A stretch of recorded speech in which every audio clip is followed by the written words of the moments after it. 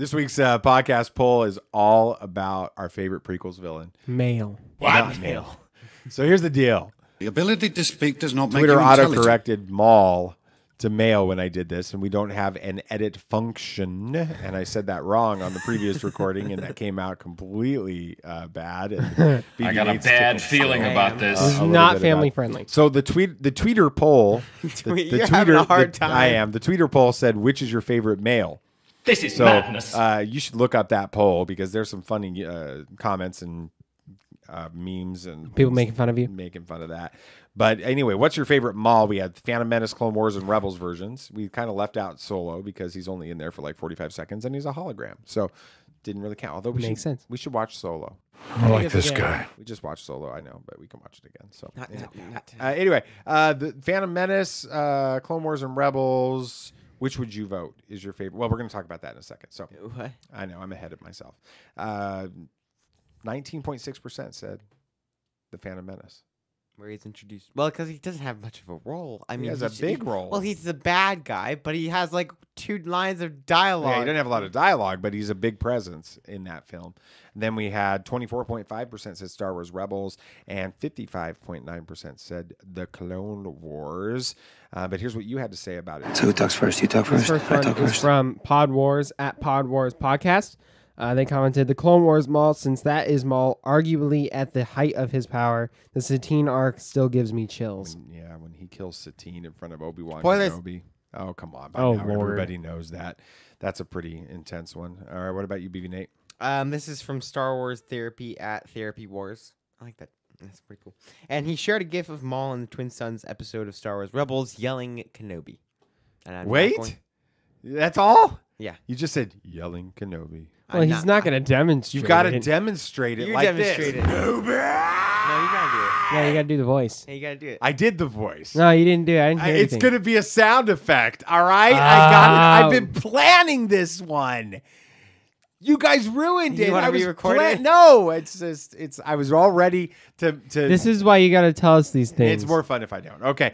Ryan Walker at Rye, R-Y _2, TOO _ D2. So it's Rye2D2, Ryan Walker. Oh, I get it. That's clever. Yeah. Phantom Menace Mall. The doors slide open, and a group of 15 or so, all armed with blasters, stops dead, seemingly knowing they have no chance to do anything. So Yeah. it's And he ignites that second saber. And oh Everybody's freaking out. yeah, and we knew it was coming because they teased all that stuff in the teasers and the trailers and stuff. Really? We saw that on all of the trailers, but it was still worth every second of it to see that. So I want to know what you guys think. Who's your favorite? Which one is your favorite? I'd have to go with the Clone Wars. I think Pod Wars really put it the best way. Is he was at his height at that time. He took over Mandalore and started a crime syndicate. That lasts all the way at least is through Solo. Right. That's no small feat. And he doesn't even have any feet at this point. So that's pretty impressive. Are you planning that, Joe? No, that was off the cuff. I don't get those very often. Improv. It's, Okay, guys. Usually it's BB Nate Future that comes up comedian with that here. stuff. No, I really do think that was the best version of Maul in that series. All right, BB Nate. I'm gonna go with the show Rebels. That is my favorite interpretation of Maul, because that's when he's at the height of his force ability. I will have to say that, because if we think about it, he is harnessing the power of the Night Sisters to open up a holocron. Now, we don't see him do that very much in the Clone Wars. You'll see him. Yeah, he's using some weird force magic there. And he's Yeah. communicating with Ezra and He's Projecting himself. Do you guys realize that it's almost like he's force projecting? This is a Luke Skywalker moment. If you think of it from from the standpoint of him being a villain, he is the worst he has ever been. We look at Clone Wars, he's clumsy, and yes, not clumsy, reckless. Reckless is a good way to put it. Yes, he takes over a planet, but it's not that hard to do when the person running it all is talking about peace. What? So they're not prepared for a war. So So BB Nate's just giving you his interpretation of the political position of pacifism. I have spoken. It's like Okay. It's just, I mean, when a place isn't prepared for war, there's going to have war. Put down your guns. Be a pacifist. And This then is you pick up a madness. gun and you win. You rule the whole country. So, Exactly. Samuel's lost it over.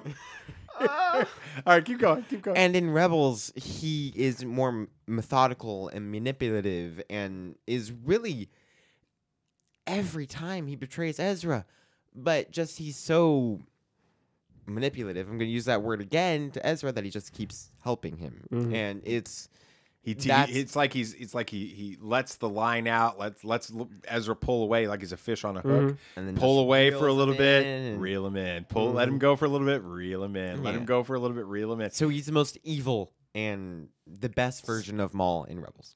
That's awesome. I mean, Phantom Menace is hard for me to top as a guy that was reliving something that he never thought he would ever get to do. See a Star Wars movie the very first time he sees it in a theater. We didn't know if that was ever going to happen. So Phantom Menace is announced. We've seen this crazy dude with red and black stuff all over his face and horns in the trailers. And we go in there and we see this guy and he's everything you wanted the Sith to be. He's flipping. He's got a double-bladed lightsaber. He's mean. He's hateful. He's talking about revenge, as we're going to talk about in the next segment. It was so cool. When those... I mean, Ryan nailed it. That's why I picked that one. When those doors slide open, it's over. like you're dying inside. You know, like this is the coolest thing in Star Wars at that moment. And don't let anybody fool you guys.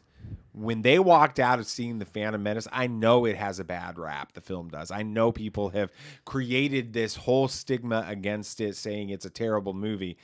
Nobody walked out of The Phantom Menace saying that. They walked out of The Phantom Menace saying, oh my God, Darth Maul is so cool. The only thing that was disappointing was that he was dead He was cut in half. at that. So you guys get to talk about Darth Maul coming back because he came back to life.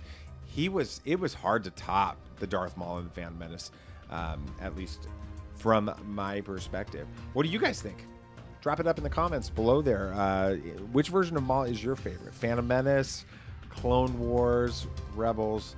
Let You us can know. even do solo if you want. Yeah. If you if really want to do solo, go for it. So, or the comic.